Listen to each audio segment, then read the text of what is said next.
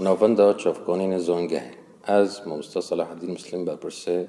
ناوندا چافکانین زانگه نچزه یا گریدای خواندن بلند اولی کلنان زانگاه کوبایندا